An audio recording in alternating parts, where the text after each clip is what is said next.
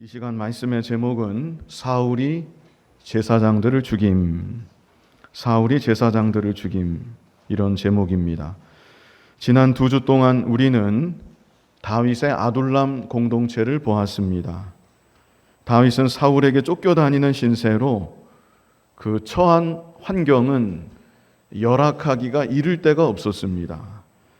그러나 다윗과는 하나님이 함께하고 계셨고, 그래서 하나님의 은혜와 하나님의 보호하심, 하나님의 인도하심이 있었던 것입니다. 게다가 이스라엘에 환난당한 모든 자, 빚진 모든 자, 마음이 원통한 자가 다 다윗을 찾아 나와서 다윗은 400여 명에 이르는 아둘람 공동체를 형성하게 되었던 것입니다. 이제 이어지는 오늘 본문은 그렇다면 사울은 어떠했는가? 다윗이 아둘람 공동체를 이렇게 아름답게 이루어가고 있는 바로 이 순간, 그렇다면 사울은 어떠했는가? 사울의 장면을 비추어 주면서 오늘 본문이 시작됩니다. 우리 본문 6절로 7절을 같이 한번 읽어보겠습니다. 사울이 다윗과 그와 함께 있는 사람들이 나타났다 함을 들으니라. 그때에 사울이 기브아 높은 곳에서 손에 단창을 들고 에셀나무 아래에 앉았고 모든 신하들은 그의 곁에 섰더니 사울이 곁에 선 신하들에게 이르되 너희 베냐민 사람들아 들으라. 이새의 아들이 너희에게 각기 밭과 포도원을 주며 너희를 천부장 백부장을 삼겠느냐.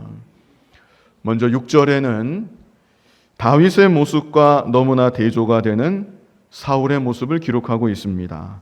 사울은 기브아 높은 곳에서 손에 단창을 들고 에셀나무 아래에 앉아 있습니다. 이전까지는 마치 카메라가 아둘람 동굴 속 비좁고 음침한 곳을 비추고 있었습니다. 그리고 헤렛숲을 황량한 광야의 풍경을 비추고 있었습니다. 그런데 이제는 장면이 바뀌어서 높은 곳에서 단창을 들고 근엄하게 앉아있는 사울, 그리고 그 앞에 고개를 조아리고 도열하고 있는 수많은 신하들을 비추어주고 있는 것입니다. 이제 사울이 입을 열어서 말을 합니다. 7절에 말을 합니다. 사울이 곁에 선 신하들에게 이르되 너희 베냐민 사람들아 들으라. 이새의 아들이, 다윗을 말하는 것이죠. 이새의 아들이 너희에게 각기 밭과 포도원을 주며 너희를 천부장 백부장을 삼겠느냐. 이것이 다 누구의 은덕이냐 하는 말입니다. 지금 사울 곁에 있는 신하들, 그들에게는 직분이 있습니다. 천부장도 있고 백부장도 있고 그 외에 여러 직분들이 있습니다. 그리고 그들에게는 직분만 있는 게 아니라 밭도 있고 포도원도 있습니다. 지금 너희에게 이 모든 것을 준 사람이 누구이냐? 바로 내가 아니냐? 사울이 이 말을 하고 있는 것입니다. 이새의 아들이, 다윗이란 말은 쓰지 않습니다. 이새의 아들이 너희에게 이런 것을 주며 너희를 천부장 백부장을 삼겠느냐? 지금 너희가 누구의 은덕을 입어서 이렇게 살아가고 있는 것이냐? 잘 생각해 보라는 것입니다. 벌써 이 말에는 무엇이 느껴지십니까? 사울의 위기의식이 느껴지고, 그리고 사울의 피해의식이 느껴지는 것입니다. 지금 내 곁에 있는 저들조차 아마 나보다는 다윗을 더 좋아하고 있지 않을까. 그래서 어느 순간에는 나를 저들 역시 버리고 다윗에게로 가버리지 않겠는가. 이런 생각에서 굳이 하지 않아도 될 말을 하고 있는 것입니다. 또 한 가지 7절에서 주목할 것은 신하들을 부르는데 너희 베냐민 사람들아 이렇게 부르고 있죠. 사울이 어느 지파 사람입니까? 베냐민 지파 사람입니다. 그래서 사울은 자기 주변에, 자기의 측근에 자기와 같은 지파 베냐민 사람들을 등용했다는 것을 우리가 알 수 있습니다. 혈연과 지연의 얽매여 있는 것입니다. 혈연과 지연에 얽매여서 자기 사람만을 자기 곁에 두었던 것입니다. 그러나 그랬을지라도 이렇게 피해의식에 젖어서 자기가 등용한 그들마저 의심하고 있는 것입니다. 이제 이어지는 8절에는 사울의 피해의식이 정말 심각한 수준에 도달해 있는 것을, 거의 병적인 수준인 것을 우리에게 말해주고 있습니다. 8절을 같이 한번 읽어보겠습니다. 너희가 다 공모하여 나를 대적하며 내 아들이 이새의 아들과 맹약하였으되 내게 고발하는 자가 하나도 없고 나를 위하여 슬퍼하거나 내 아들이 내 신하를 선동하여 오늘이라도 매복하였다가 나를 치려하는 것을 내게 알리는 자가 하나도 없도다 하니, 너희가 다 공모하여 나를 대적한다. 지금 너희가 다 한통속이 되어서 나를 대적하고 있다. 심지어 후반절에는 뭐라고 합니까?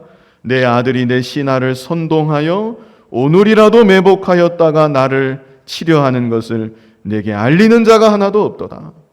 자기의 아들 요나단입니다. 요나단마저 지금 자기를 죽이려고 한다는 것입니다. 그래서 오늘이라도 매복하였다가 요나단이 나를 치려고 하는데 아무도 그 사실을 말해주는 사람이 없다. 여러분, 피해의식이 이렇게 무섭습니다. 다 나를 미워하고 있고 다 나를 죽이려고 하고 있고 심지어 나의 아들마저 나를 죽이려고 한다. 사울이 이렇게 극단적인 피해의식에 사로잡혀 있는 것입니다. 그렇다면 중요한 것이 사울의 이런 피해의식은 어디에서 비롯되었는가? 여러 가지로 말할 수 있고 여러 가지 원인을 찾을 수 있겠지만 가장 근본적인 것은 사울의 자기 중심적 성향에서 비롯된 것입니다. 자기 중심적 성향. 사울은 철저히 자기 중심적인 사람이었습니다. 자기 생각과 맞지 않으면 다른 사람의 말을 들으려고 하지 않았습니다. 선지자 사무엘의 말조차 자기 생각, 자기 주관과 맞지 않으면 들으려고 하지 않았습니다. 그리고 다윗이 나타나고 많은 사람들이 다윗을 좋아하고 따르게 되었을 때 자기 중심적인 사울은 그 상황을 도저히 받아들일 수가 없는 것입니다. 다윗이 왕되는 거, 그것이 하나님의 뜻이라 할지라도 사울은 하나님의 뜻조차 받아들일 수가 없습니다. 이게 큰 문제입니다. 자기 중심이 너무나 강해서 하나님마저 그 마음 가운데 들어올 자리가 없는 것입니다. 그러다가 결국 악신이 들려서 이제는 사울은 자기만의 세계에 갇혀버렸습니다.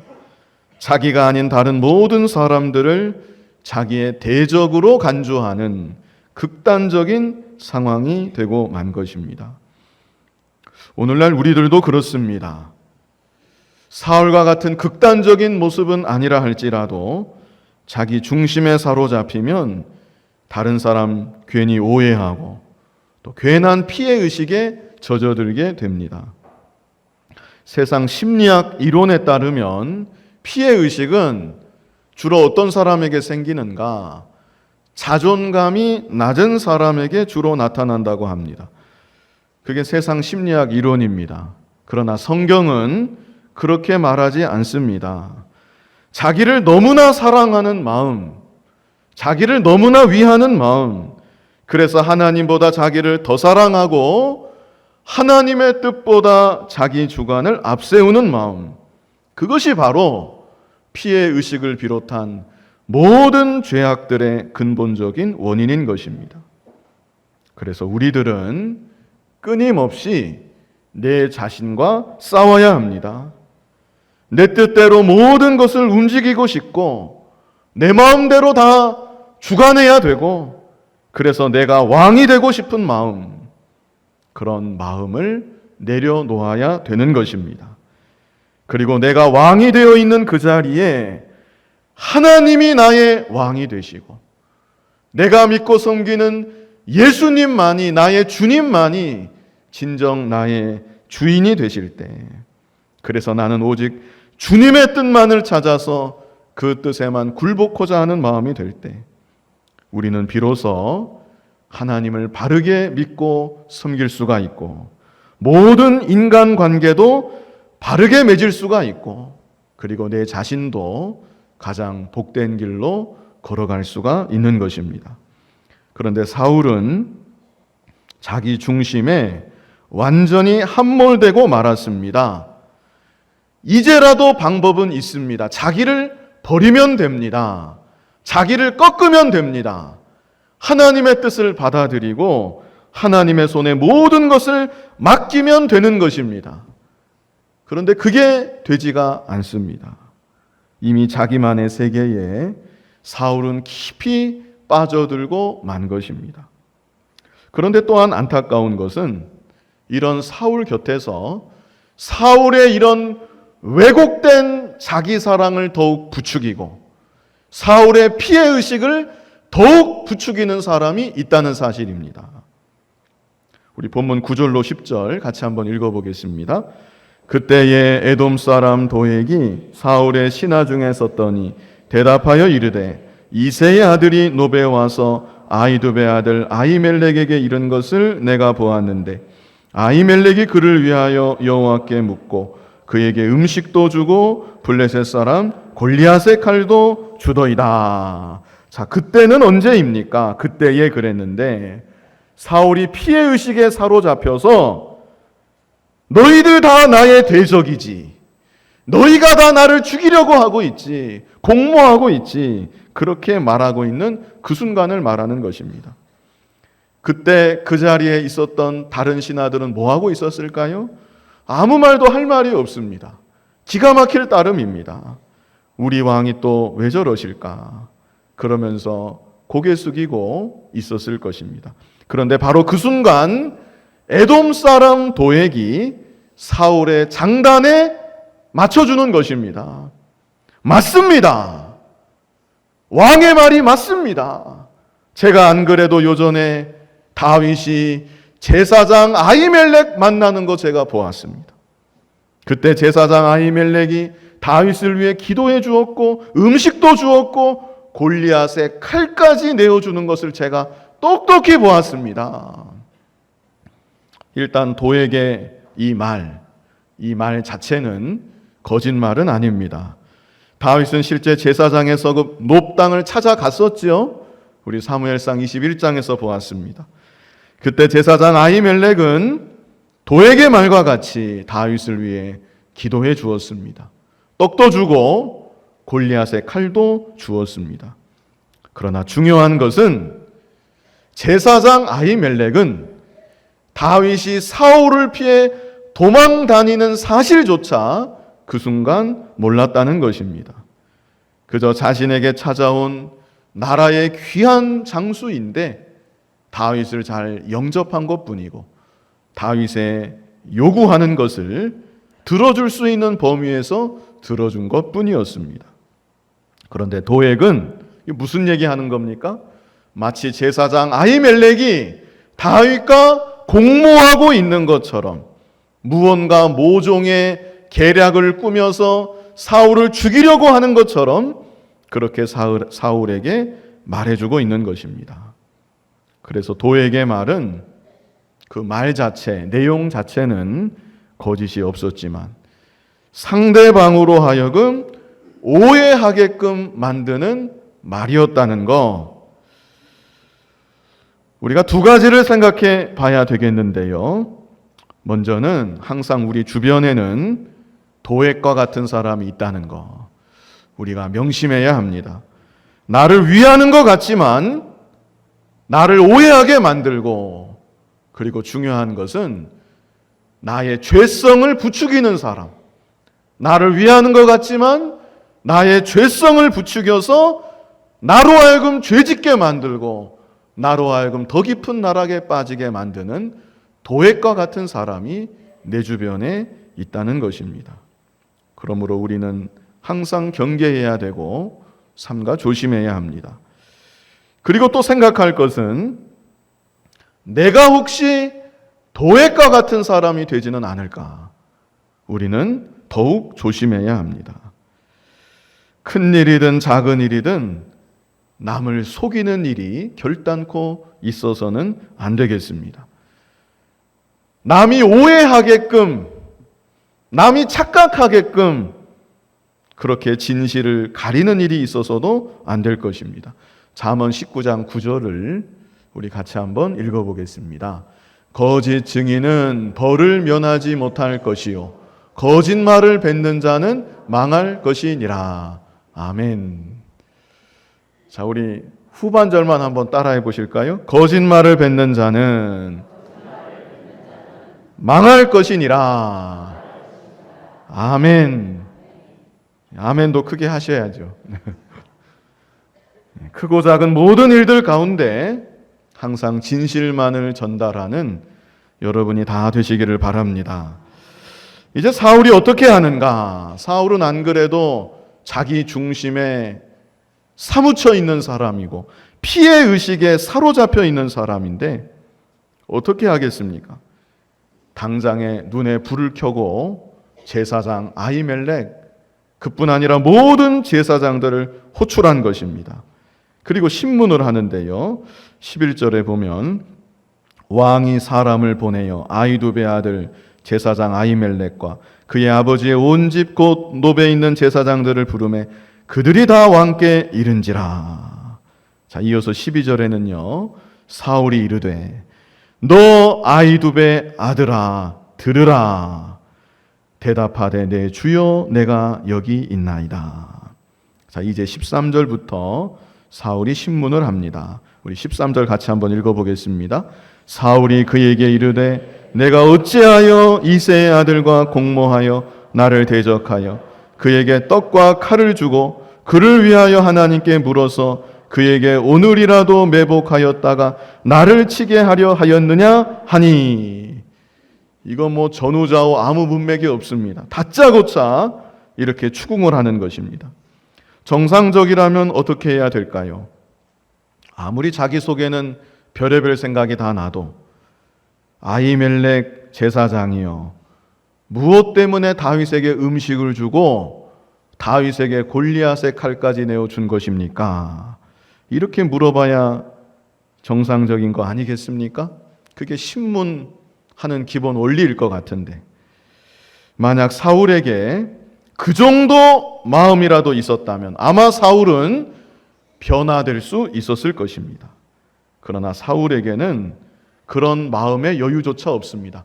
철저히 자기 중심에 함몰되어서 남의 말은 들어보려고 하지도 않는 것입니다. 자기가 가지고 있는 제한된 정보, 그것을 가지고 확신하고 이렇게 추궁하고 있는 것입니다. 저 아히멜렉이 다윗과 공모해서 나를 죽이려고 하는구나.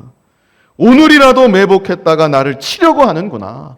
이렇게 확신하고 너는 도대체 무엇 때문에 나를 죽이려고 하고 있느냐. 이렇게 추궁하고 있는 것입니다. 그리고 또 한 가지 볼 것은 사울의 말로 미루어 보건대 사울에게는 제사장에 대한 기본적인 존경심조차 없다는 것입니다. 제사장 아히멜렉을 부르는데 12절에 그러죠? 너 아히두베 아들아 들으라. 이 얼마나 교만한 이 어투입니까? 다윗을 부를 때에도 뭐 다윗은 자기 사위니까 그렇다 치고 이새의 아들 이렇게 이름조차 부르지 않았는데 이 아히멜렉 제사장을 부를 때에도 너 아히두베 아들아 이렇게 부르는 것을 볼 수가 있습니다. 자기 중심적인 사람 이렇게 교만한 것입니다. 이제 이런 사울을 향해 아히멜렉이 답변합니다. 14절 같이 읽어보겠습니다. 아히멜렉이 왕에게 대답하여 이르되 왕의 모든 신하 중에 다윗같이 충실한 자가 누구인지요? 그는 왕의 사위도 되고 왕의 호위대장도 되고 왕실에서 존귀한 자가 아니니까. 이것은 대단한 용기입니다. 아히멜렉 제사장이 다윗을 변호부터 하는 것입니다. 아니 왕이시여, 다윗같이 충실한 자가 어디에 있습니까? 다윗은 왕의 사위도 되고 호위대장도 되고 왕실에서 존귀한 자가 아닙니까? 지금 사울은 노발대발해서 당장이라도 죽일 것처럼 네가 어찌 다윗과 공모해서 나를 죽이려고 하고 있느냐? 보통 사람 같으면 아니 무슨 말씀을 그렇게 하십니까? 제가 왕을 죽이다니요. 제가 어찌 감히 그런 생각을 하겠습니까? 이 말부터 나오겠는데 아히멜렉은 용감하게 다윗을 변호부터 한 것입니다. 이것은 무엇입니까? 아히멜렉이 하나님의 종으로서 사울의 잘못된 중심을 깨우치고 있는 것입니다. 사울의 생각이 잘못되었다는 것, 사울의 판단이 심각하게 왜곡되어 있다는 것, 이것을 일깨워주고 있는 것입니다. 그리고 이어서 15절에 또 말합니다. 우리 15절 같이 읽어보겠습니다. 내가 그를 위하여 하나님께 물은 것이 오늘이 처음이니까 결단코 아니니이다. 원하건대 왕은 종과 종의 아비의 온 집에 아무것도 돌리지 마옵소서. 왕의 종은 이 모든 크고 작은 일에 관하여 아는 것이 없나이다 하니라. 아히멜렉은 이렇게 담담하게 자신이 해야 될 말을 다하고 모든 일들을 진실하게 대답해 주었습니다. 이게 어쩌면 사울이 큰 죄를 돌이킬 수 있는 마지막 하나님의 음성일 수 있습니다. 그러나 사울은 이 아히멜렉 제사장의 말을 조금도 정말 눈꼽만이라도 받아들이지 않았습니다. 완전히 벽이 되어서 이 모든 말을 다 튕겨내고 만 것입니다. 그래서 16절을 보면 16절은요 사울의 판결 선포라고 할 수 있습니다. 사울이 어떤 판결을 내리는가? 16절 같이 읽어보겠습니다. 왕이 이르되 아히멜렉아 내가 반드시 죽을 것이요 너와 내 아비의 온 집도 그러하리라 하고 이유도 없습니다. 너는 무슨 죄를 지었기에 사형이다 이런 이유도 없고 그저 자신의 오해, 추측, 감정에만 치우쳐서 일방적인 판결을 선포하고 있습니다. 그리고 이 판결은 너무나도 잔혹한 판결이 아닐 수 없습니다. 판결의 내용이 무엇입니까?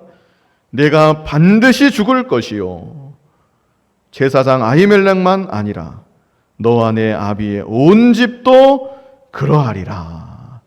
어떻게 이런 판결을 내릴 수가 있습니까?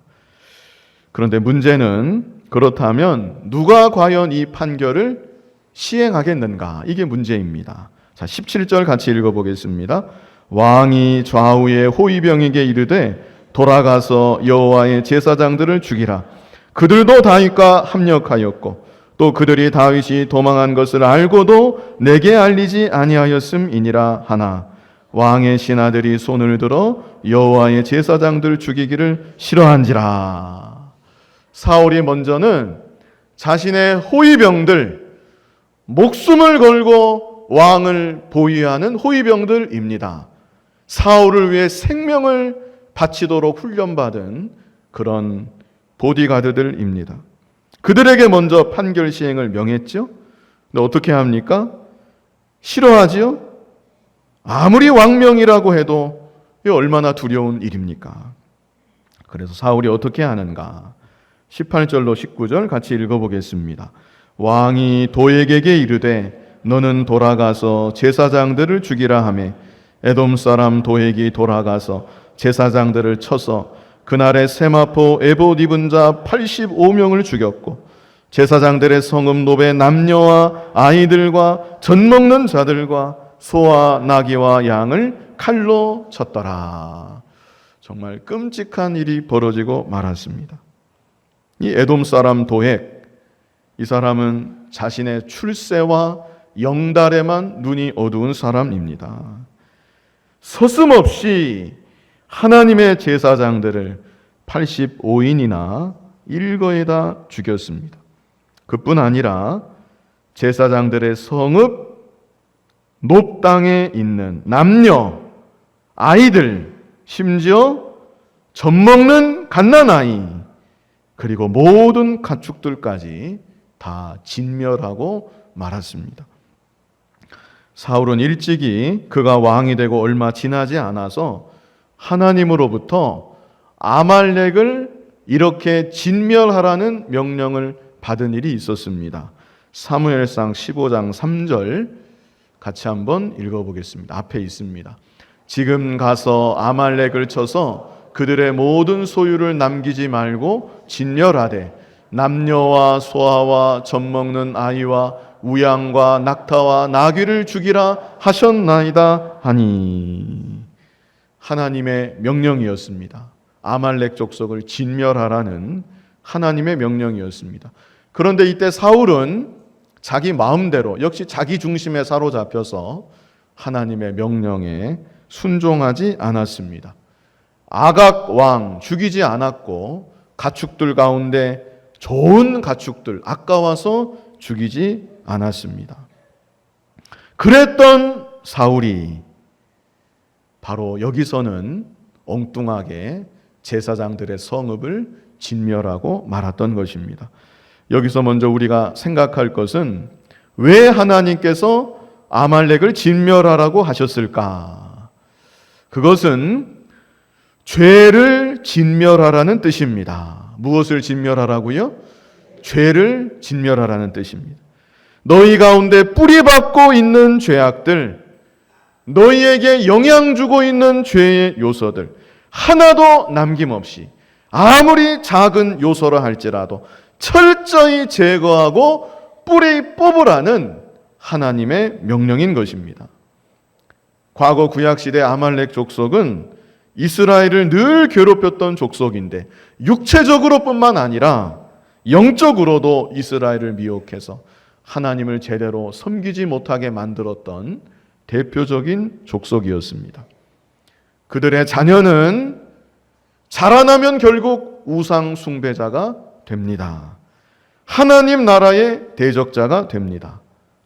배나 더 지옥 자식이 될 뿐인 것입니다. 그래서 하나님이 아예 진멸하라고 명하셨던 것입니다.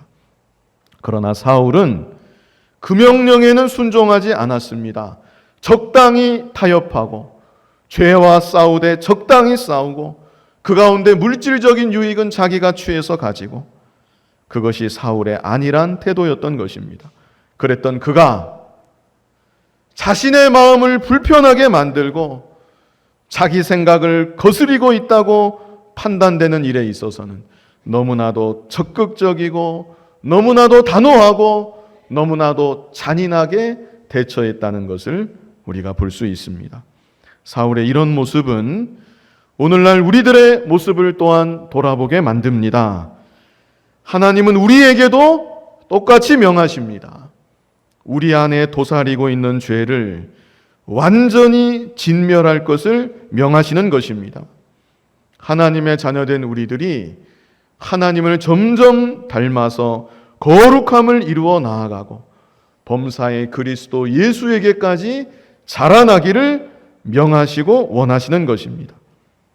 그런데 오늘날 우리들도 하나님이 원하시는 그 일, 내 안의 죄를 진멸하는 일에는 관심도 없고 그 일을 위해서는 한 번도 전력을 쏟지 못했으면서 오히려 내 안의 죄성을 더욱 사용하고 발휘해서 다른 사람 미워하고 정죄하는데 쏟아 부어 버리지는 않았는지 우리 자신을 돌아봐야 됩니다. 나에게 힘이 없기 때문에 망정이지 만약에 사울과 같은 절대 권력이 나에게 있었다고 하면 나 역시 나를 반대하는 사람, 내 마음에 부대끼는 사람, 가차없이 심판해버릴 사람이 바로 내가 아닌지 우리 스스로를 돌아봐야 합니다. 사울이 제사장들을 학살하고 제사장들의 성읍을 진멸한 이 사건은 사울이 이미 하나님의 자리에 있다는 것을 보여줍니다. 그리고 이것이 바로 자기 중심의 최종 정착지인 것입니다. 결국은 내가 하나님이 되겠다는 것입니다. 모든 것을 오직 내 마음대로, 오직 내 뜻대로, 그리고 내 마음을 힘들게 하는 것이 있다면 다 제거하고 처단하고 말겠다는 것입니다. 우리 안에도 이런 사울의 모습이 분명히 있습니다. 힘이 없어서 천만다행이지, 나에게 권력이 없고 지위가 없기에 천만다행이지, 우리 중에도 기회가 있고 상황만 된다면 사울과 같은 사람, 그리고 자기 일상에서 갑질한다고 하죠. 갑질할 사람, 그런 사람이 분명히 있는 것입니다. 내 안에 사울이 얼마나 있는지 우리 스스로를 잘 살펴보고 하나님 앞에서 내 안에 사울을 고백하며 회개할 수 있는 우리들이 되어야 합니다. 그런데 이런 와중에, 다 진멸되는 와중에 살아남은 자가 한 사람 있었습니다. 그 사람 이름이 아비아달입니다. 아비아달. 하나님께서 섭리 가운데 제사장 될 사람 한 사람을 보호하시고 살려두신 것입니다. 본문 20절로 23절 우리 같이 한번 읽어보겠습니다. 아이두베 아들 아히멜렉의 아들 중 하나가 피하였으니 그의 이름은 아비아달이라. 그가 도망하여 다윗에게로 가서 사울이 여호와의 제사장들 죽인 일을 다윗에게 알리매 다윗이 아비아달에게 이르되 그날에 에돔 사람 도액이 거기 있기로 그가 반드시 사울에게 말할 줄 내가 알았노라. 내 아버지 집의 모든 사람 죽인 것이 나의 탓이로다. 두려워하지 말고 내게 있으라. 내 생명을 찾는 자가 내 생명도 찾는 자니 내가 나와 함께 있으면 안전하리라 하니라. 자, 여기서 중요한 것은, 우리가 특별히 중요하게 볼 것은 다윗이 아비아달을 보자마자 하는 말입니다. 22절에 다윗이 말하죠. 다윗이 아비아달에게 이르되 그날에 에돔 사람 도액이 거기 있기로 그가 반드시 사울에게 말할 줄 내가 알았노라. 다윗이 놉 땅을 방문했을 때 그 자리에 도액이 있었습니다. 사무엘상 21장 7절에 도액이 언급되어 있습니다. 그날에 사울의 신하 한 사람이 여호와 앞에 머물러 있었는데 그는 도액이라 이름하는 에돔 사람이요 사울의 목자장이었더라. 이렇게 사무엘상 21장 7절에 언급하고 있는 것입니다. 그래서 다윗은 그때 이미 스쳐 지나가듯 생각을 했다는 것입니다. 아, 저 도액이 사울에게 가서 이 상황을 말하지 않겠는가, 이렇게 문득 생각은 했는데 자기도 피하기에 급급했기 때문에 그냥 지나치고 말았던 것입니다. 그래서 다윗이 정말로 하고 싶은 말이 22절 끝에 있습니다. 22절 끝에 뭐라고 말합니까? 내 아버지 집에 모든 사람 죽은 것이 나의 탓이로다. 다윗이 이 말이 하고 싶은 것입니다. 자기 중심에 사로잡혀 자기를 무조건 변호하고 방어하는 것이 아니라 하나님 앞에 자기 자신을 내려놓을 수 있는 사람, 그 사람이 바로 다윗인 것입니다. 자기 중심적인 사울과는 완전히 대조가 되는 모습입니다. 이런 말 한다는 것이 정말 쉽지 않은 일입니다.